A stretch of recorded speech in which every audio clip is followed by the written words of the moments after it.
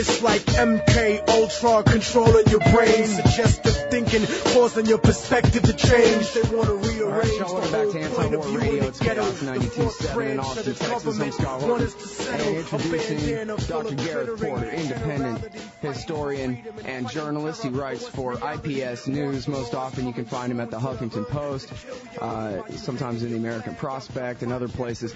All of his Interpress service archives are available at antiwar.com/Porter. Welcome back to the show, Gareth. Thanks very much, Scott, as always. Well, it's very good to have you here, sir, and I'm sorry for leaving you on hold so long. I wanted to review these articles. Lucky for me, it turns out that the ones on the Huffington Post were the same ones on antiwar.com. Exactly. But I guess then I failed to find a couple because I thought you told me there were 5 articles, and I've only found 3 here. That is explainable by the fact that the last 2 were delayed until today and tomorrow. They should. The 4th one will go up today, and the 5th one goes up tomorrow. So the decision was made that there's greater readership on the weekdays than weekends. So that was why you didn't find anything on the weekend. Okay, good. Well, so I read the 3 that have come out already, and I don't know what the hell's going on with my mic volume today. I'm going to turn my gain up a little bit on this thing. So you've been to Iran. I've been in Iran, yes. And I spent 12 days there. You spent 12 days, and you interviewed a bunch of Iranian government officials about what now?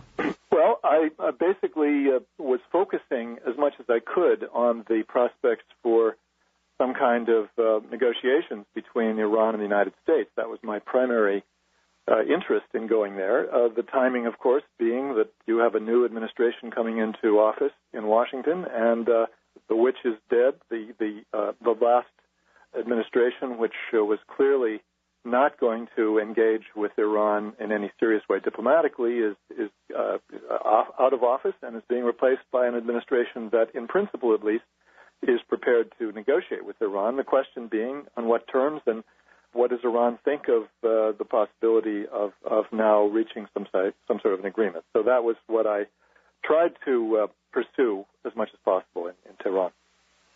And so what did you find out about what they think? I suppose they're probably as divided in their optimism as we are around here. Well, it's very interesting. There really was a very similar debate, I think, in Tehran among Iranian officials and political analysts, as we find here in the United States among people who have had hopes for the Obama administration, at least to some degree, that it would be different or could be different from the Bush administration.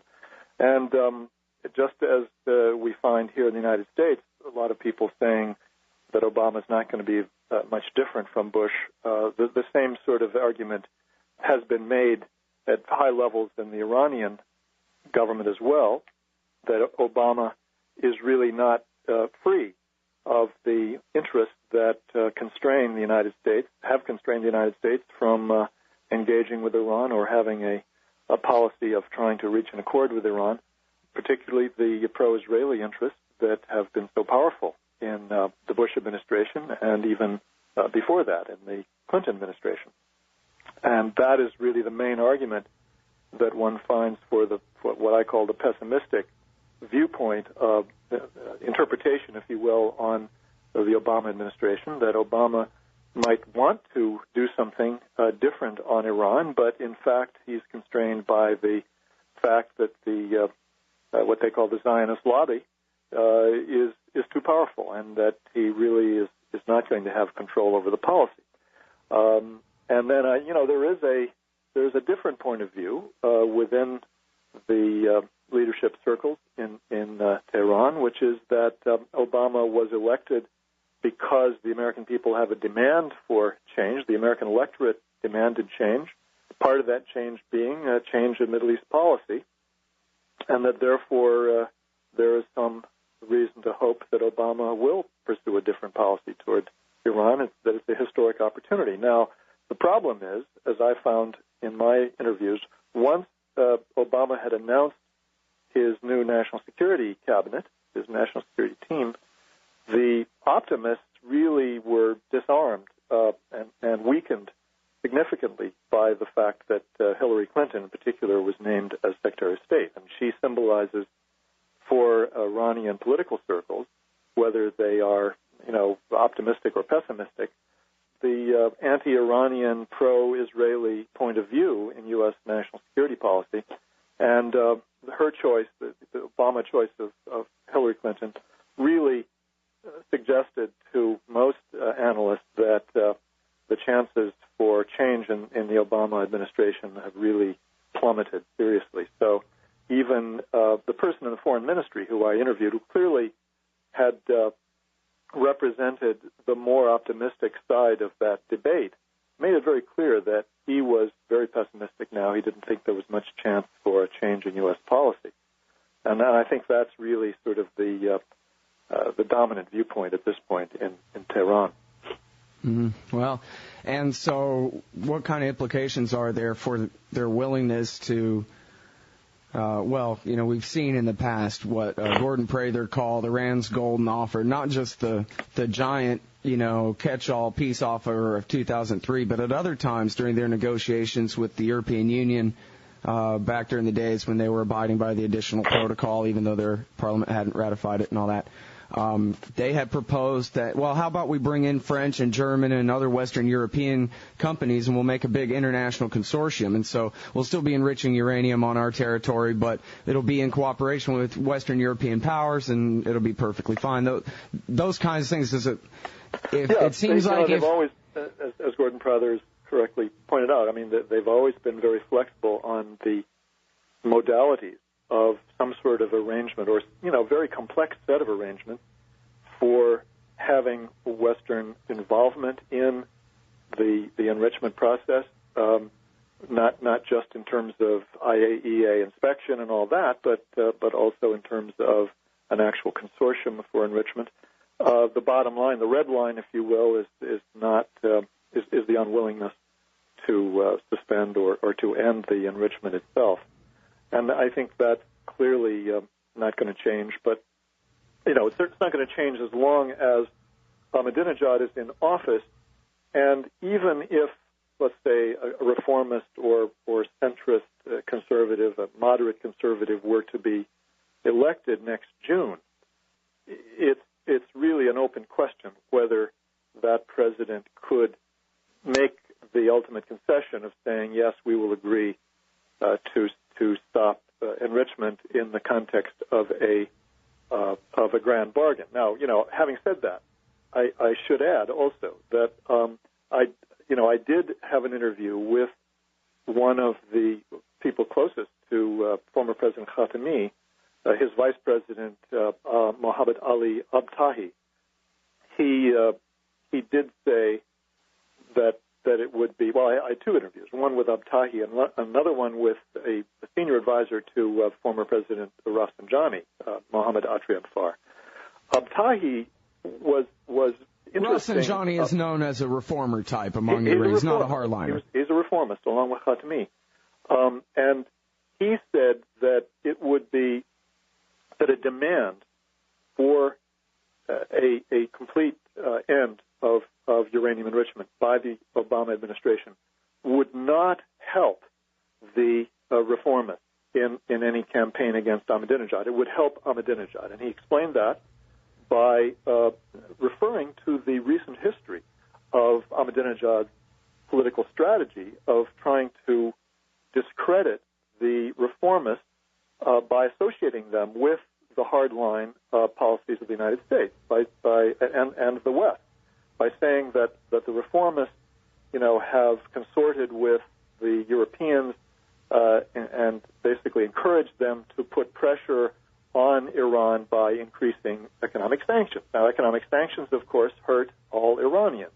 We know that this is how Ahmadinejad got elected in the first place in July of 2005. After the day after the election, his staffers came out and laughed and made sure, I guess, that the reporters quoted them as laughing and said thank you to George W. Bush for coming out and warning the Iranian population that you better not elect the right-winger, which then is exactly what they did in reaction. Well, I'm sure that was helpful to Ahmadinejad, but I think that since the 2005 election, that dynamic has gotten even more acute, and Abtahi pointed out to me, and I quoted this in my third article on the prospects for the June 2009 presidential election, he said that in the parliamentary election of March 2008, just before that, Bush had been touring, and then Vice President Cheney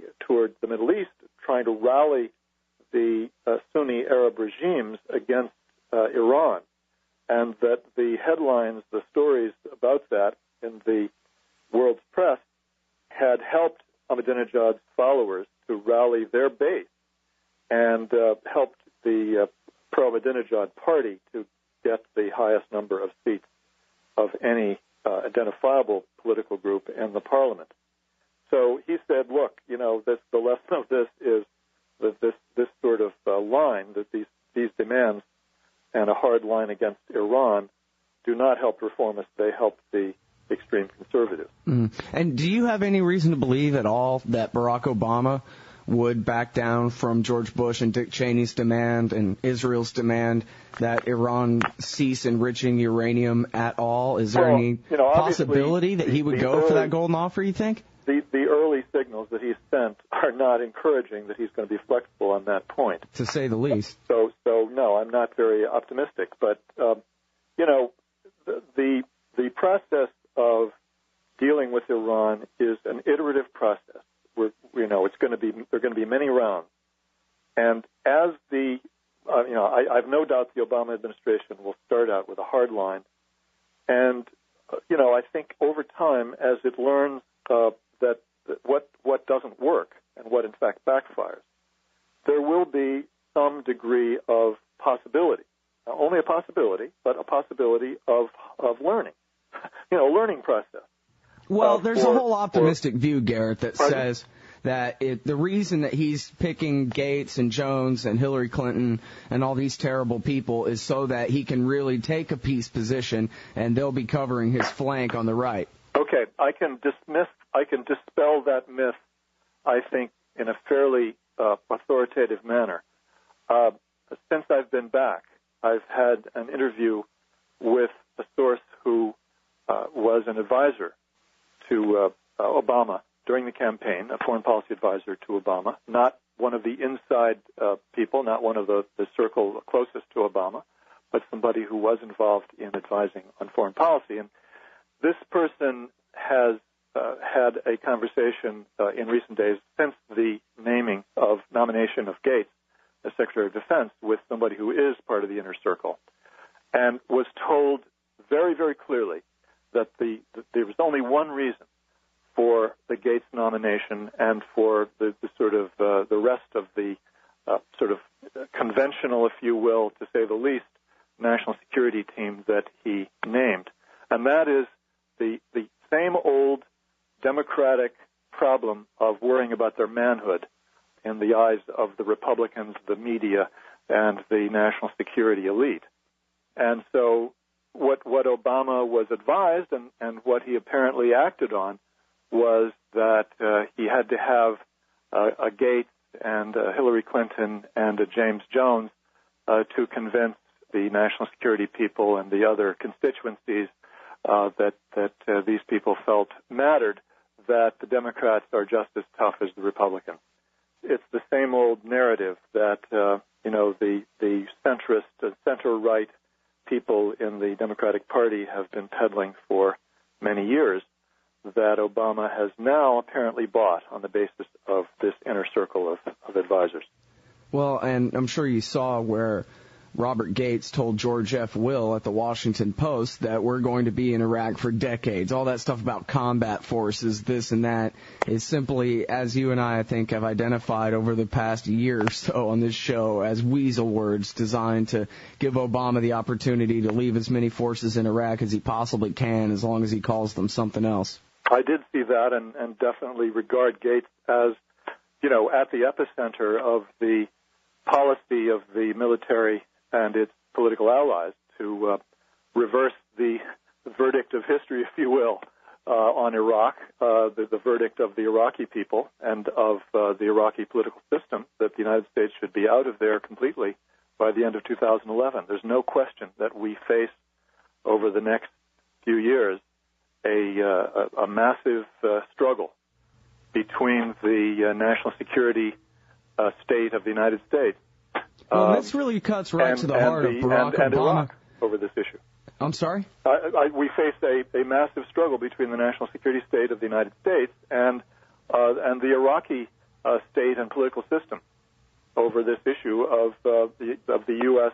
trying to reverse that decision by Iraq. Well, and between the American people and the national security state as well. And this cuts right to Barack Obama as liar, as no different than George Bush when it comes to his willingness to tell the people whatever he feels like telling them, whether it's that he's going to get our troops out of Iraq or that he sincerely believes that the Iranians are making nuclear weapons or whatever it is. Well, I mean, I'm a little bit more of an agnostic about, how Obama fought during the campaign. I'm inclined to think that, like Lyndon Johnson in 1964, he spoke from the heart when he said he wanted to get out of Iraq in 16 months. I think he regarded that as a very strategic idea, which was in the interest of the United States as well as his own interests, for a variety of reasons: economic, military, sort of regional geopolitics. All of those reasons drove him to believe that it was a very important thing to do. And I think that it's, again, I find these historical parallels somewhat convincing. Like LBJ, after the election, he was subjected to intense pressure from the national security state. He did resist for some weeks this pressure to start the bombing of North Vietnam, but finally caved in. I think that Obama has caved in much more easily than LBJ did to the pressure of this current national security state on the issue of withdrawal from Iraq, simply because he was sold a bill of goods politically about his national security policy, and apparently bought into it. But this is inherently unknowable, just exactly what he was thinking on the campaign trail versus what he thinks now. All we know is what the outcome is, and that's something we can be certain of. Mm-hmm.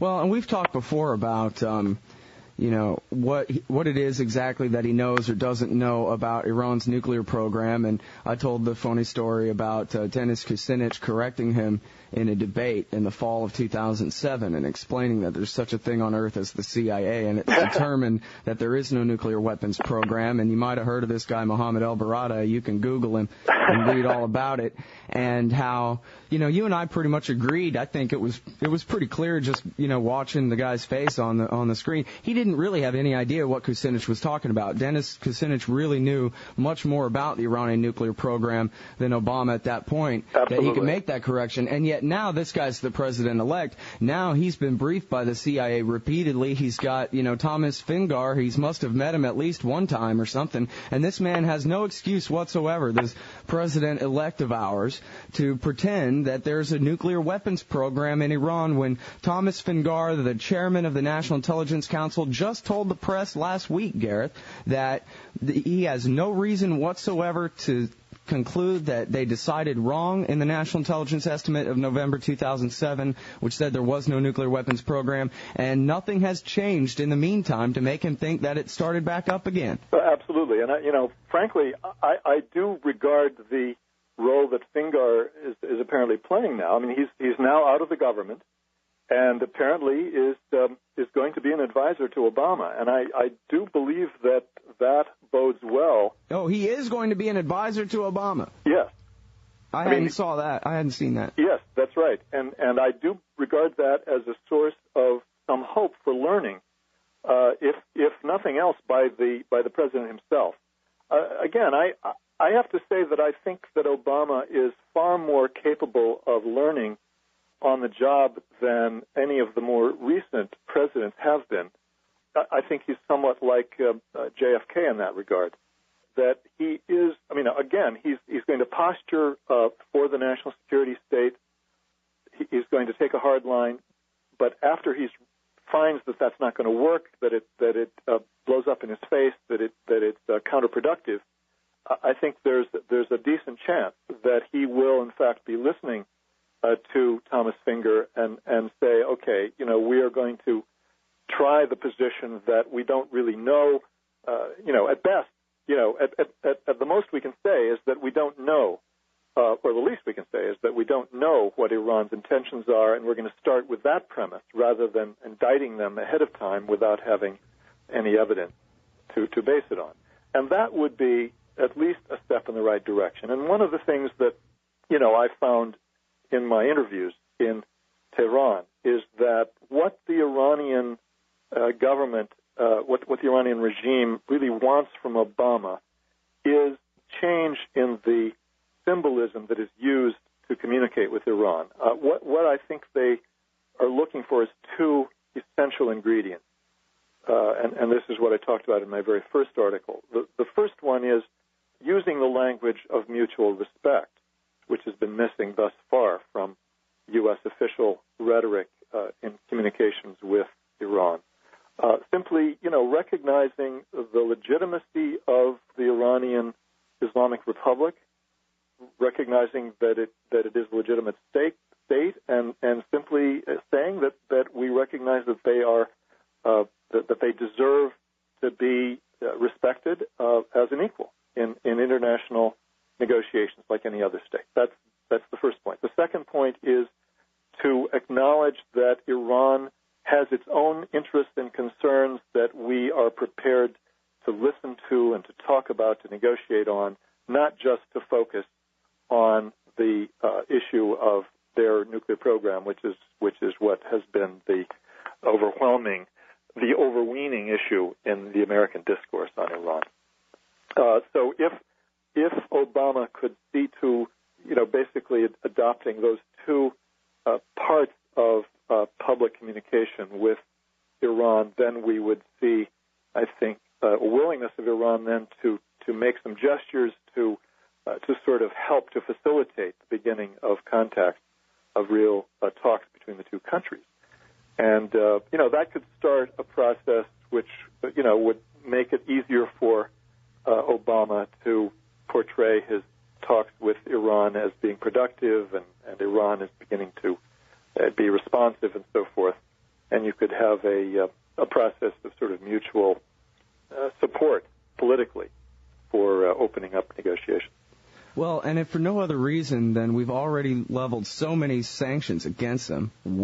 Our government, has already leveled so many sanctions against them and through the UN that there's plenty of things to negotiate right there on the table. It's like, hey, here's some stuff that we could negotiate about. For example, another example is their role in Iraq and our government and their government's joint partnership in creating the Vichy regime of Nouri al-Maliki, the Dawa Party, and Supreme Islamic Council there in the Green Zone. Well, this is one of the things that Iranian officials and their advisors, think tank people that I spoke with, emphasized to me that any negotiations between the United States and Iran would have to have both Iraq and Afghanistan as central parts of the deal, and that's because as the guy who's in charge of the Persian Gulf and Middle East Center of the Foreign Ministry's think tank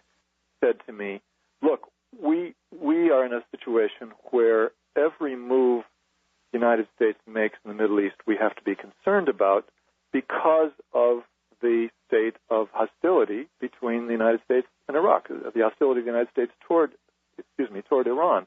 And therefore, what has to happen in U.S.-Iran negotiations is that the entire fundamental relationship between the United States and Iran has to be transformed. In other words, an agreement has to be a holistic agreement. It has to represent, the end of the hostilities between the United States and Iran. Otherwise, it can't work. There can't be a sort of, they didn't use this simile, but it can't be like a salami loaf where you just slice off an issue and deal with that and leave the rest of it.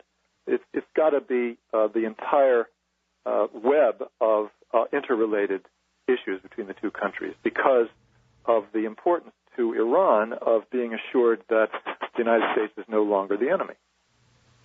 Here's one thing I don't understand. I guess the closest thing I can get to understanding it is reading Scott Ritter's book, Target Iran.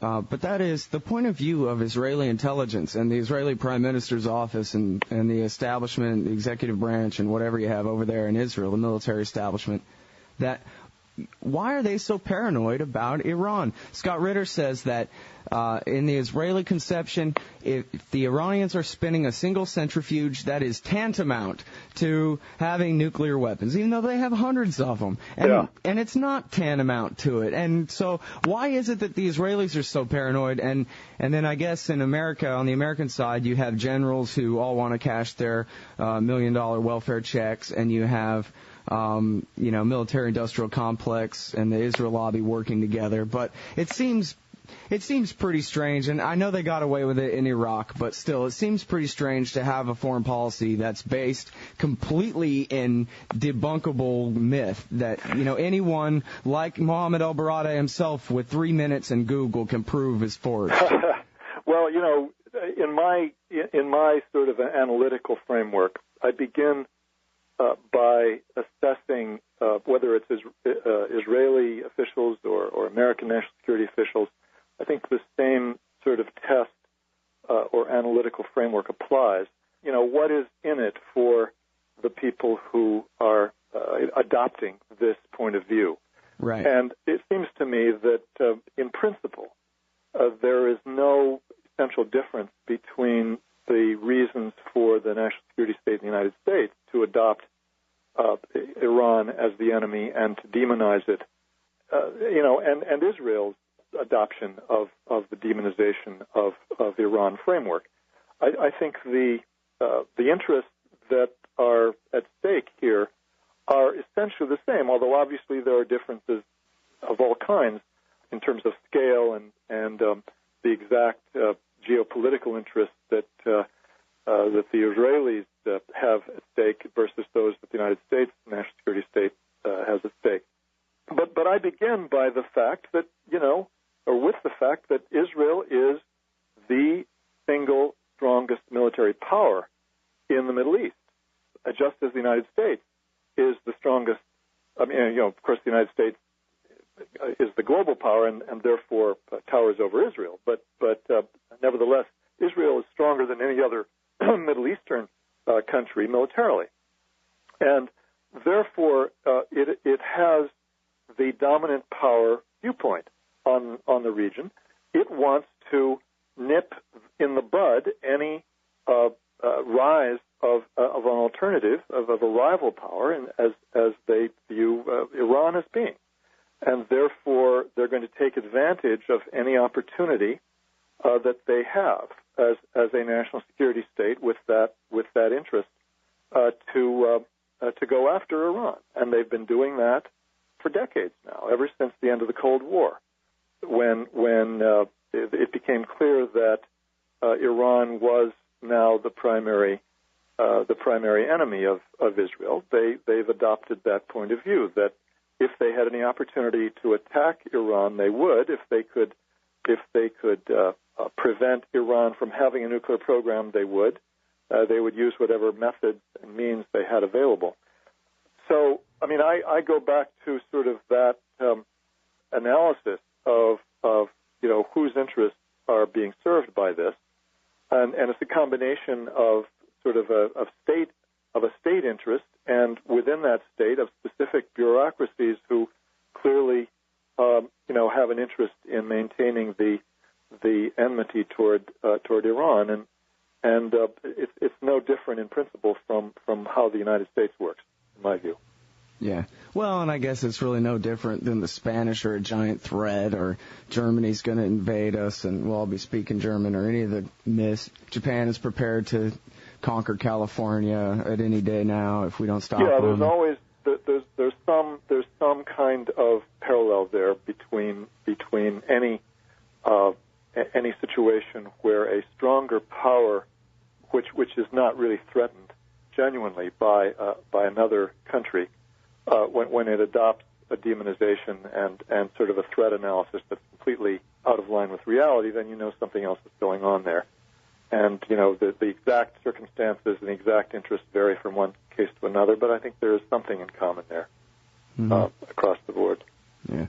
All right, well, so let's talk about terrorist groups backed by the United States. And by terrorist groups, I don't mean dictatorships, Islamo-fascist dictatorships in the region like the Kingdom of Saudi Arabia or the military dictatorship in Egypt or anything like that. I mean stateless groups that would like to be a state one day and have the same morals as states. That is, they go around murdering people. Like, for example, Jundullah, which is in Reuters from 2 days ago. Iran says has proof U.S. and U.K. back police killer group. And hell, Brian Ross reported this at ABC News a year and a half ago or something. We've covered this over the years. Did you find out while you were in Iran anything about the group Jundullah and perhaps this was, of course, something that I would have loved to have been able to pursue. I mean, I would have loved to have pursued that angle. I would have loved to have gotten together with people who are involved directly in the Iranian nuclear program,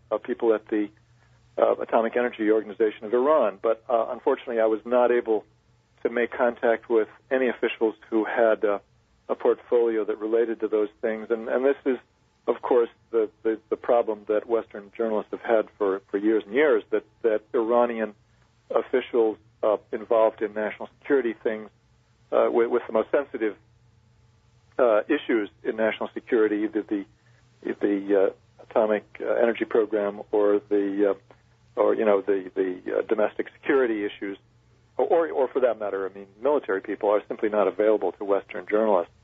I did try, but I didn't succeed in that regard. So no, I don't have anything new to report at all on either the nuclear issue or the question of Jundullah and other ethnic insurgent groups apparently supported by the United States.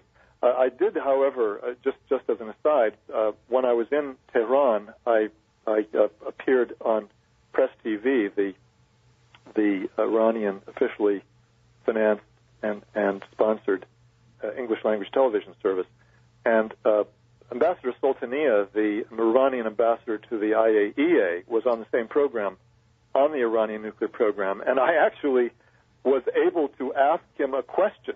I did a proto-interview, the beginning of an interview with the Iranian ambassador to the IAEA, so that's the closest that I've ever come to being able to have a contact with an Iranian official on the issue of Iran's nuclear program. I asked him why, I didn't ask why, I asked whether he had any reason to believe, or he had been given any assurance that the IAEA would ever respond to the Iranian 117-page document, which represented their refutation, their response to the alleged studies document. And frankly, he really didn't answer it very well. He didn't answer it very directly. Oh, he didn't? What did he say? I can't even remember what he said, but he sort of wandered off the topic. So it was not a very effective interview. But I do hope, frankly, that I will be able, through contacts with some people at Press TV who have Soltaniya on regularly, that they can put me in touch with Soltaniya, either Soltaniya or one of his staff people, and finally that maybe I'd be able to make some contact with people involved in the atomic energy program there. Mm-hmm.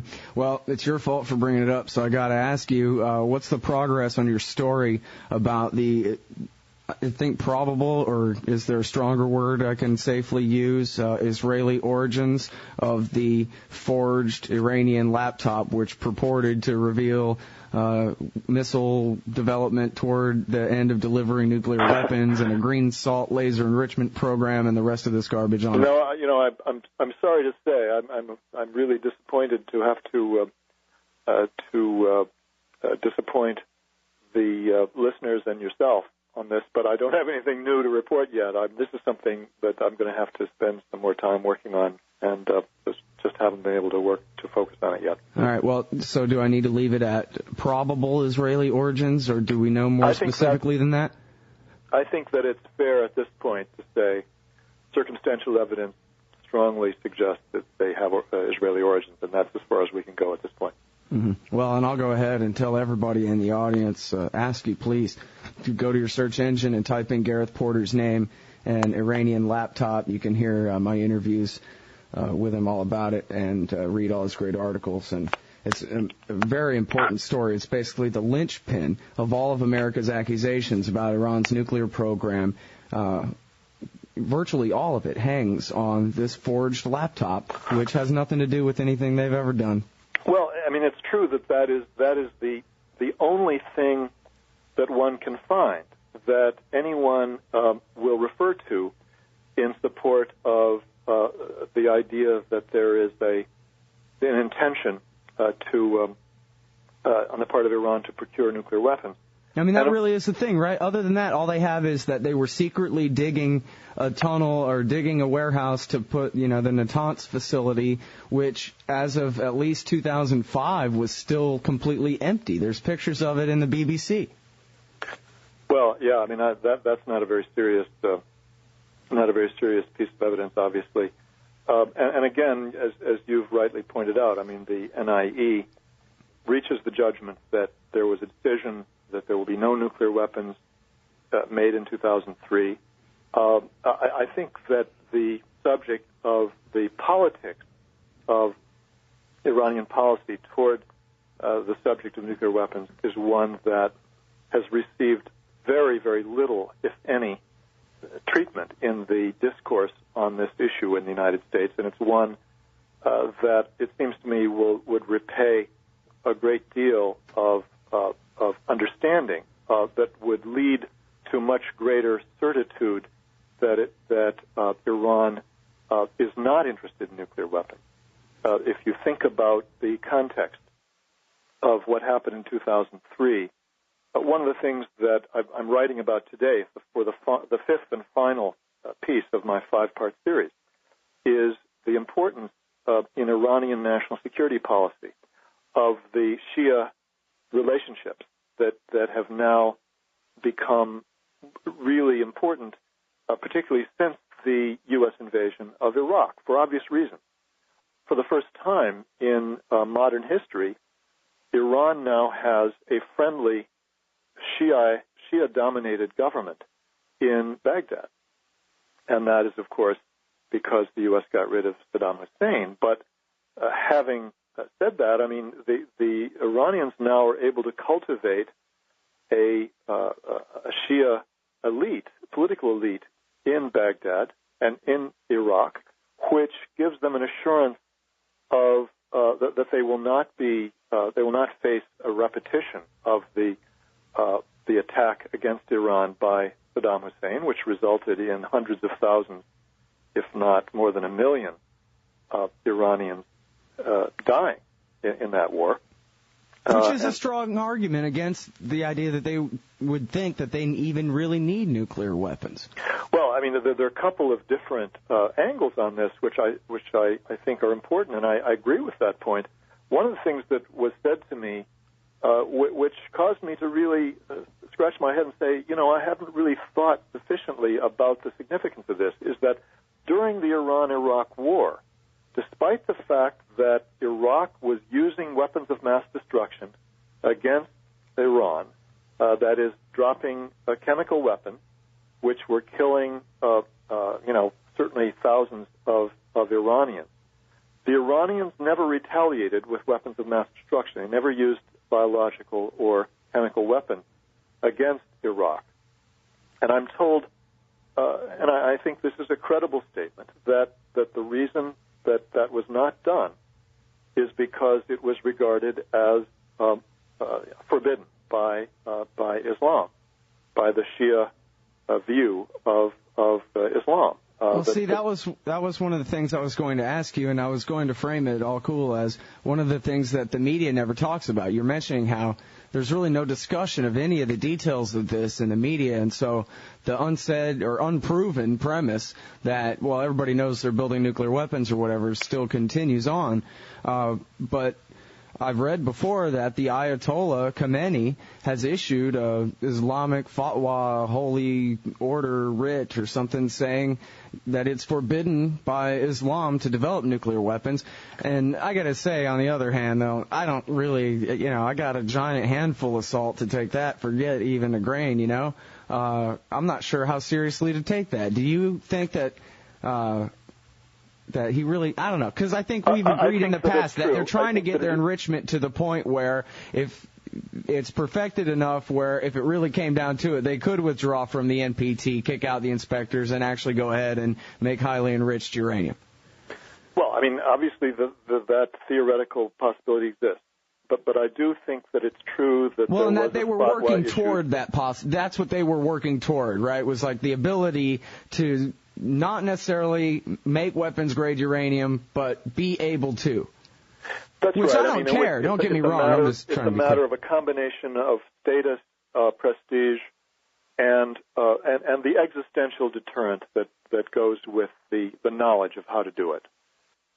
And one hears from people who are outside the Iranian government but who have contacts in the government that, there are different viewpoints on the question of nuclear weapons that some people may have made the argument at some point over the past several years that we should keep the option open of having nuclear weapons, but that is not the dominant view. The dominant view is either no nuclear weapons under any circumstances, or at most we would leave ourselves the capability, the knowledge of how to do it, but without the intention of going ahead with that.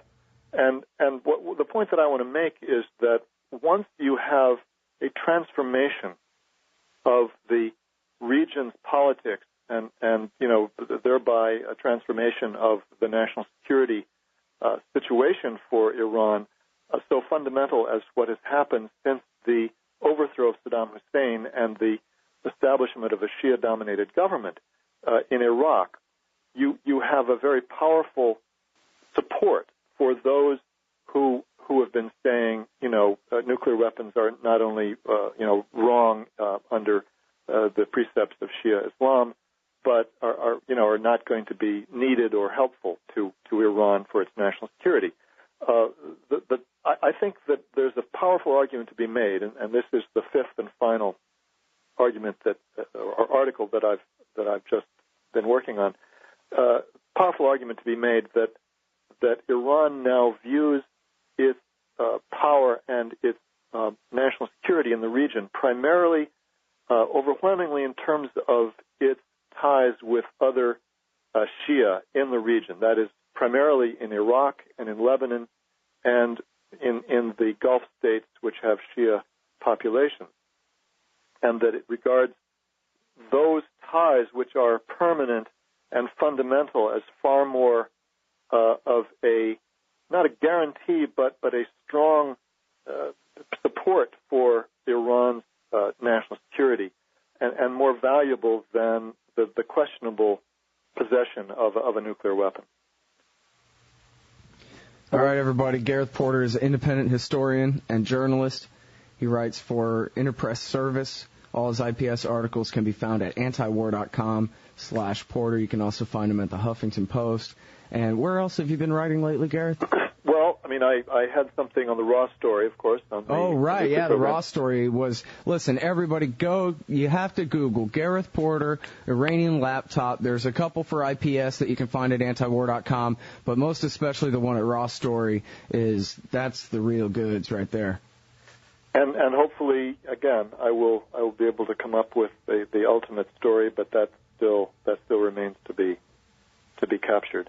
And of course, the fourth of the five pieces will be out today on IPS and Huffington Post, and then the fifth one tomorrow.